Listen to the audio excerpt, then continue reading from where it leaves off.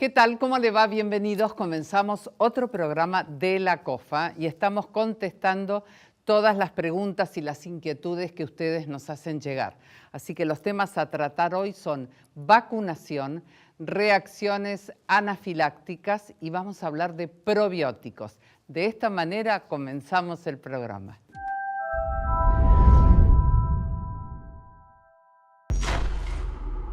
Vamos a presentar entonces a los profesionales que nos acompañan hoy, como bueno, alguien ya conocido en el programa. ¿Cómo está, Fernando? ¿Bien? Bien, muy farmacéutico bien. Fernando Esper, bienvenido. El farmacéutico Jorge Bracamonte también. Jorge, bienvenido. Y también Gustavo Dodera Martínez, conocido también del programa, claro que sí, con tres temas sumamente interesantes y me parece que estamos en plena época del tema de vacunas. Debe haber muchas preguntas en las farmacias en este momento, ¿no? Y sí, mira, Tete, hoy justamente la indicación de la vacuna que nos está importando en este momento, interesando, sí, es la antigripal. El comienzo del otoño, claro, es la época ideal para... Es indicada la época. Está indicada, exactamente. Ajá. Teniendo en cuenta que el organismo demora entre 2 y 3 semanas en elaborar los anticuerpos, claro, y un poco lo que nos pasa en la farmacia habitualmente es que la gente pregunta, ¿todos los años me tengo que dar esta vacuna, sí, por ejemplo? Sí, y no entienden el por qué, ¿viste? ¿Y por qué bueno, lo que pasa es que se hace un estudio previo de... por ejemplo, en las Américas va a ser el A, el B o el C, y en base a eso se hace la preparación. Claro. Entonces, todos los años varía. Es de acuerdo al tipo de gripe que viene. Exactamente. Es eso, de acuerdo al tipo de gripe, ajá, con lo cual te tenés que aplicar, claro, indefectiblemente todos los años la vacuna. Hay también otras preguntas que tienen que ver con las reacciones. Dice mucha gente, si yo me pongo la vacuna, sí, de la gripe, ¿me enfermo enseguida? Sí, sí. Porque existe todavía ese concepto, ¿no? Sí, tienen, sobre todo se da en pacientes mayores. Me ha tocado participar en las últimas campañas de vacunación del PAMI, sí, y en el momento que le estás aplicando, el paciente te dice, mire, yo el año pasado me he puesto la vacuna y a la semana tenía gripe. Claro, fue una casualidad. Sí, lo que pasa es que no puede ocurrir eso porque la vacuna que se inyecta, los virus que se inyectan están inactivos, no hay forma de que esa vacuna sea la que provoque la enfermedad. Claro. Lo que sí provoca algunos efectos secundarios que cursan a las 24 o 48 horas de aplicada, sí, enrojecimiento en la zona, fiebre, pero no una fiebre alta, hablemos de 37,5, y no una a todo febrícula. El mundo, pues yo me la coloco todos los años y no me pasa eso. Dolores musculares, puede hasta causar los síntomas de una gripe. Claro, pero sin nada más, que sea leves. Una gripe, exactamente. Bueno, ¿y quiénes son las personas que deben aplicársela sí o sí? Las personas que, digamos, con las que tenemos que tener especial cuidado son los menores hasta 5 años y los mayores de 65 años. Los menores tienen que aplicársela. Sí, también. Los niños, la mujer embarazada, porque esto le va a permitir, a través de la placenta, transmitirle o pasarle, digamos, esas defensas al chico que está por nacer, al menos en el primer tiempo, ¿no? ¿Y después de qué edad me Después de los 60, 65 años. 65 años, sí. Ajá. Porque obviamente la vacuna, además de prevenir que contraigas la enfermedad, activa en general todo tu sistema de defensa, todo es como un disparador de defensa. El sistema inmunológico. Exactamente. El sistema inmunológico se activa con la introducción de lo que se llama antígeno, que sería la vacuna. Es como que se genera una defensa, no solamente para la gripe en general, digamos, ¿no? Pero el segmento pasado los 60 o 65 años, sí o sí tiene que vacunarse, porque los niños, ¿por qué? ¿Y por qué los adultos mayores? Porque hay mucha posibilidad de que si se contraen la gripe terminen internados por problemas bronquiales. Ah, claro. Y sobre todo si en cualquiera de los dos casos hay una patología de base como un asma o una diabetes, se ha comprobado incluso que hay una disminución en del asma de hasta un 52% de problemas asmáticos cuando se vacuna. Otro tema, a veces la gente se vacuna contra la gripe y después tiene un resfrío. que es otra cosa. Es otra cosa. Y entonces dice, pero ¿cómo? Si yo tengo la vacuna, ¿cómo puede ser? ¿No es cierto? El resfrío se trata... O un enfriamiento o algún tipo de situaciones se trata, no, el resfrío no tiene nada que ver con la gripe. Con la gripe, claro, porque la enfermedad que hay que tener todo tipo de prevenciones es la gripe, ¿no es cierto? Claro. Y la otra pregunta, que un poco para agregar, es el temor. La gente te pregunta qué hago, ¿me vacuno, no me vacuno? Tienen miedo. Sí. En muchos casos tienen miedo a reacciones raras, cosas que no pasan. Que no pasa. Pero las vacunas, lo que está claro es que son seguras y que, como dice en algún enunciado de la Organización Mundial de la Salud, salvan vidas. Salvan vidas. Bueno, estamos viendo con los sin episodios ninguna duda, de fiebre amarilla. ¿No? Bueno, ahí tenemos un claro ejemplo de la importancia de la vacunación, sí, ¿no es cierto? Que ya ha ocasionado 2 Claro, muertes, sí, incluso. claro que sí. Bueno, muchas gracias, Fernando. No, por favor. Nos vamos a compartir ahora una nota que le hicimos a Sonia Berdoliak, también farmacéutica, sobre el dolor reumático.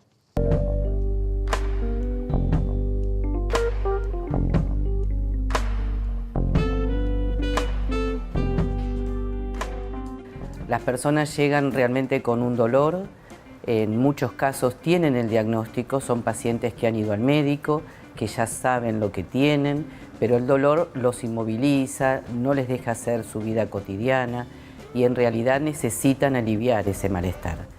Hay más de 100 enfermedades asociadas a los dolores reumáticos.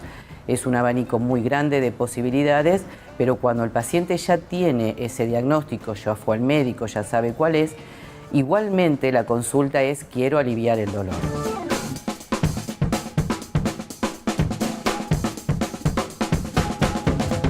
Desgraciadamente, una terapia farmacéutica mágica no existe.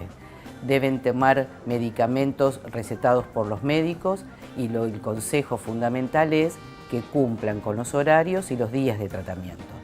No es lo mismo tomar un comprimido, un analgésico o un antiinflamatorio y que después no volver a tomarlo que hacer el tratamiento continuo. En muchos casos, los procesos inflamatorios siguen aún cuando el dolor ya desapareció, pero es necesario cumplir con el tratamiento.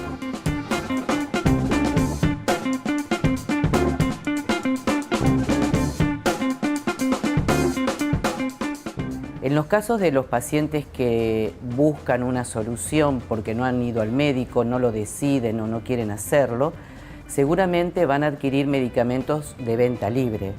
Estos medicamentos no necesitan de una prescripción médica y es muy apropiado que el farmacéutico en ese momento dé su consejo profesional.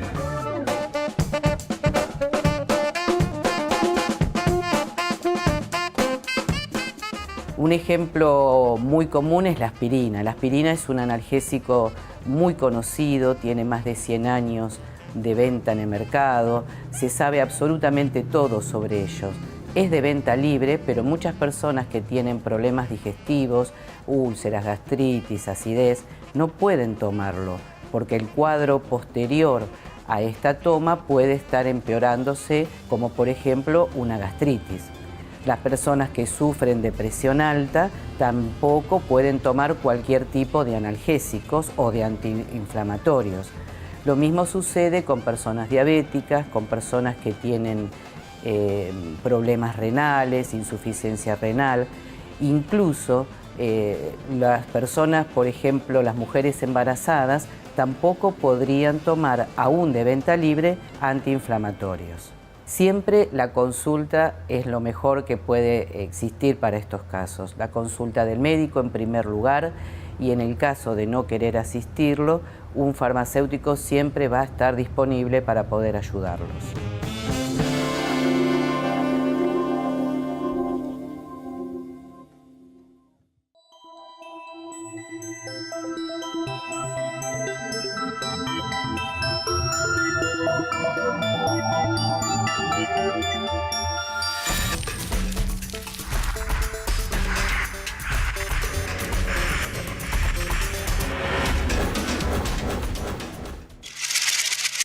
Muy bien, con Jorge Bracamonte, quien fue presentado en el comienzo, vamos a hablar de probióticos y de prebióticos. ¿Está bien? Y prebióticos. Pro y pre. Así es. Bueno, ¿qué es un probiótico primero?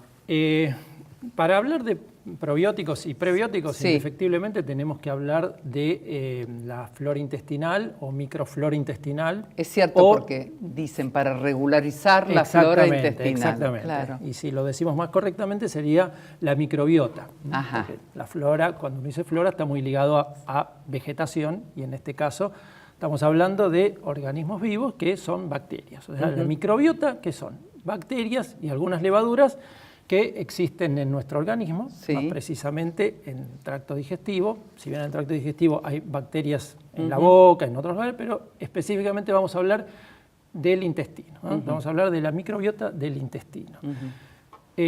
Ahí tenemos millones y millones de bacterias que muchos dicen que es un órgano más, un órgano que no tiene nuestro ADN.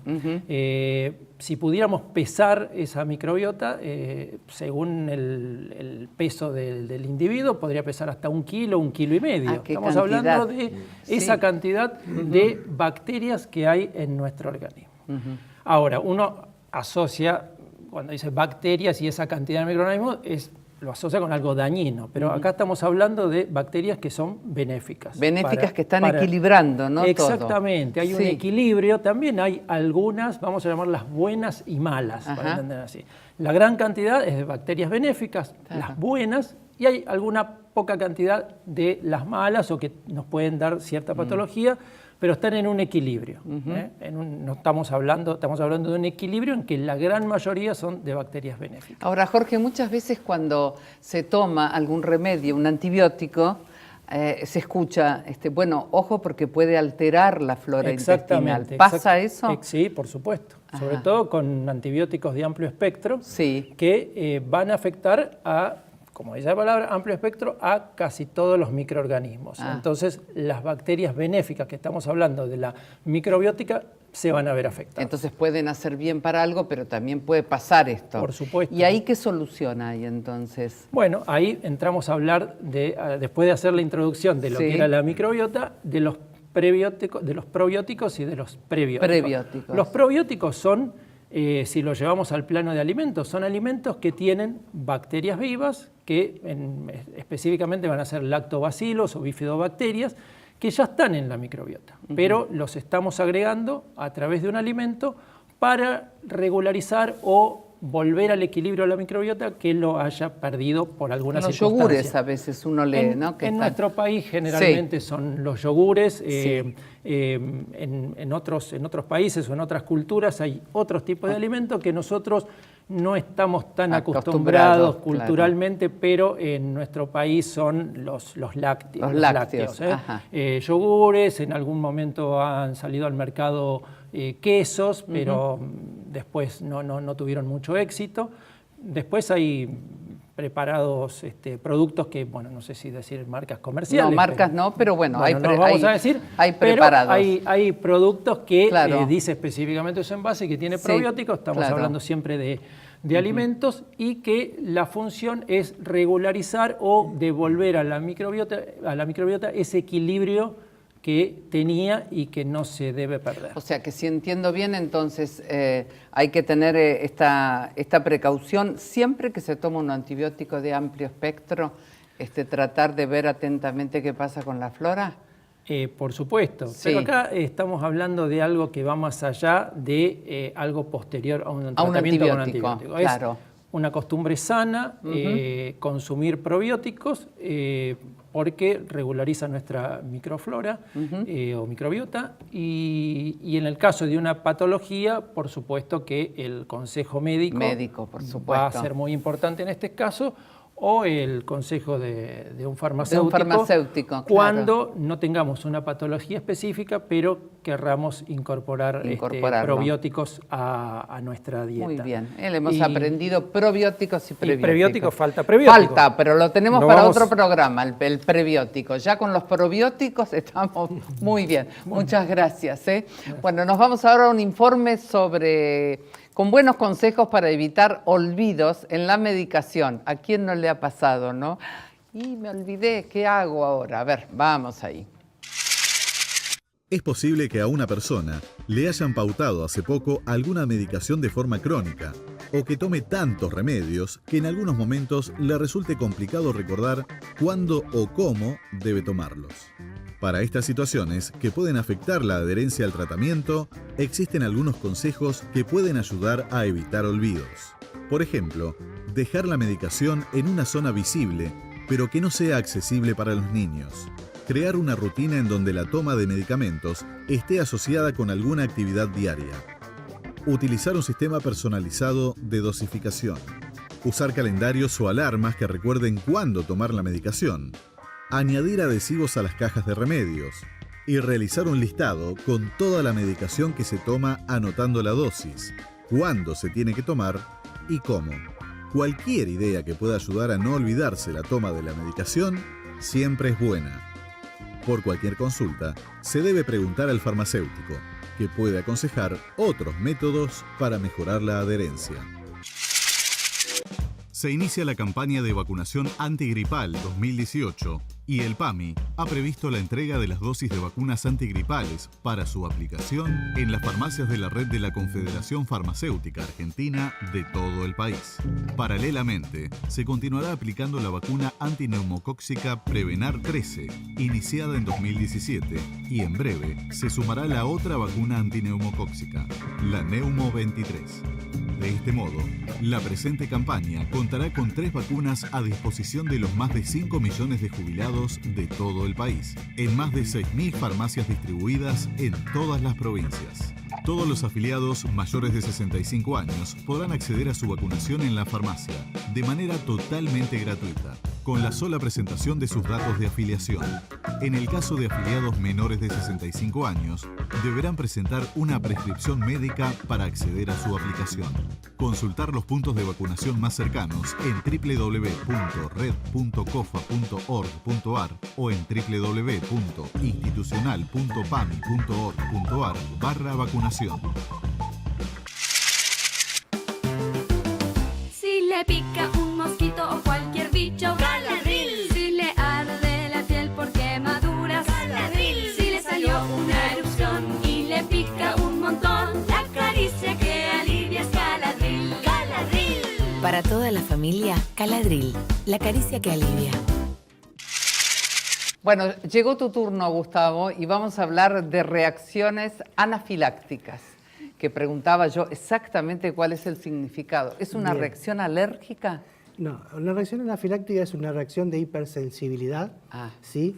Que puede ser general o sistémica, potencialmente mortal, lo cual no quiere decir que todas sean mortales, pero es grave, puede entonces llegar a ser muy grave, ¿sí? Que afecta fundamentalmente al sistema respiratorio, al sistema circulatorio, y generalmente las primeras manifestaciones son a nivel de la piel, o sea, y de mucosas. Dentro de las reacciones anafilácticas, o sea, es una reacción alérgica, hay algunas que son de tipo alérgico, que es cuando está comprometido la inmunoglobulina E y que afecta el sistema inmunológico. Sí. Y hay otras que son conocidas como reacciones anafilácticas no alérgicas, o tipo A, que son muchas veces dan algunos tipos de medicamentos. Esto se puede dar entonces por las reacciones de un tipo de medicamentos también, porque otro tipo de alimentos también pueden provocarlo. Las reacciones alérgicas, o sea, anafilácticas se pueden dar. El primer, digamos, la mayor cantidad de ellas se dan por medicamentos. ¿Sí? O sea, y son, después viene en la escala lo que tiene que ver, lo que es por picaduras.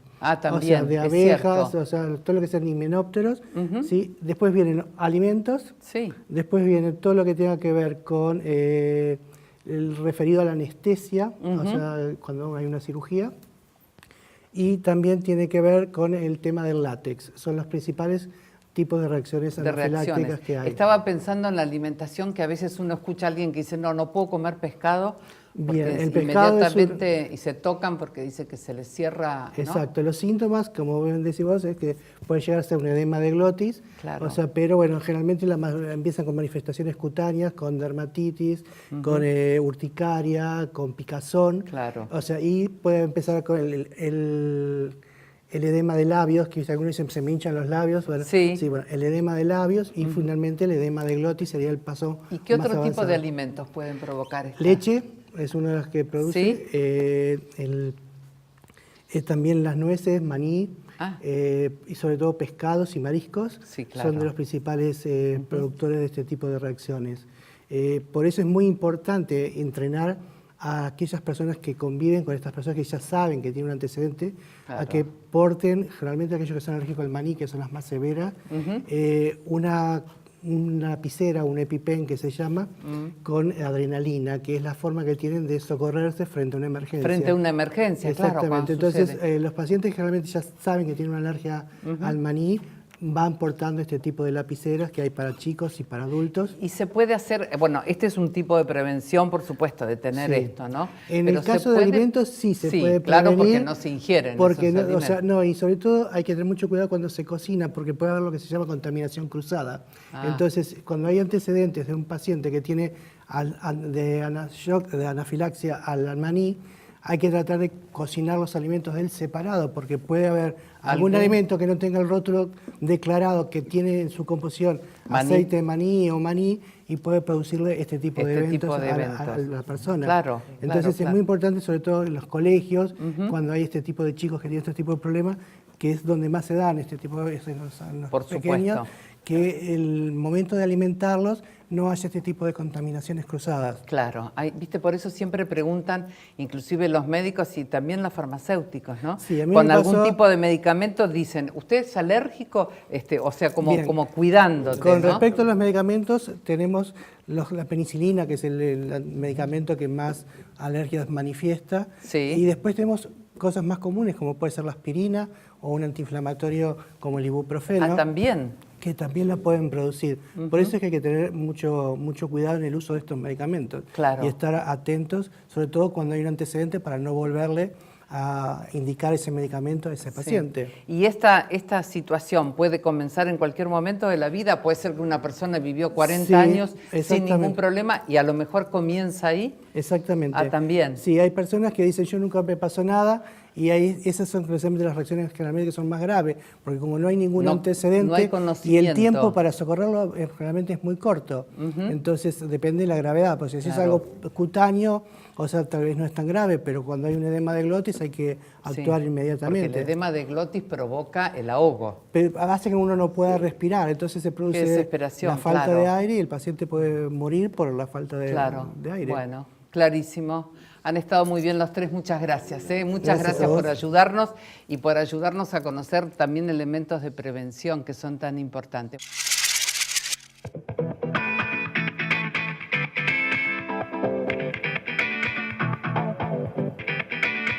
Síndrome metabólico se hace nombre a un grupo de factores que cuando se dan o empiezan a intervenir aumentan la probabilidad de una arteriopatía coronaria, un accidente cerebrovascular o diabetes mellitus tipo 2.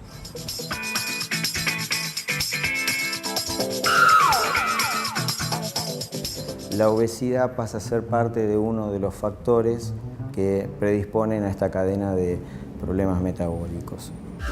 Están otros problemas que están asociados a factores genéticos, cambios hormonales en el hombro en la mujer, factores comunes como los que vemos a diario, el estrés, saber que es un sistema complejo que afecta lo que es la presión, que afecta la dieta en cuanto a calorías que consumo, la dieta en cuanto a sal que tengo que consumir por el tema de la hipertensión, puede traernos problemas en los trastornos en la coagulación.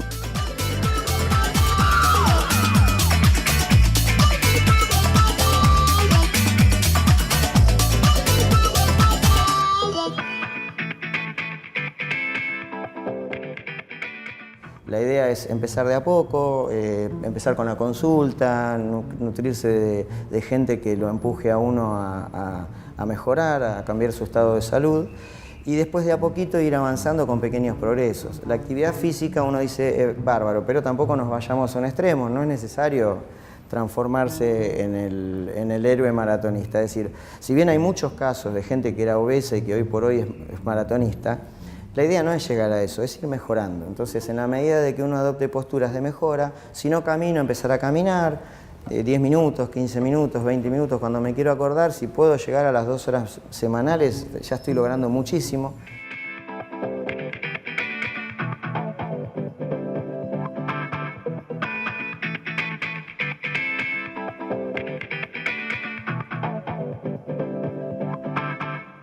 cuanto antes uno consulte, no se va a encontrar con una gravedad mayor. Cuando uno consulta, cuando ya la cosa está más complicada, hace falta otras medidas terapéuticas. Dentro de esas medidas terapéuticas también puede estar el uso de fármacos. Si te duele, que sea de risa. Para todas las demás molestias, existe Sertal. El antiespasmódico que alivia malestares estomacales, dolores menstruales, digestivos y espasmos intestinales. Sertal. Qué felicidad sentirse bien. En la despedida les recuerdo, como siempre, nuestro Facebook es Con Vos 24 horas. Gracias por acompañarnos. Chao.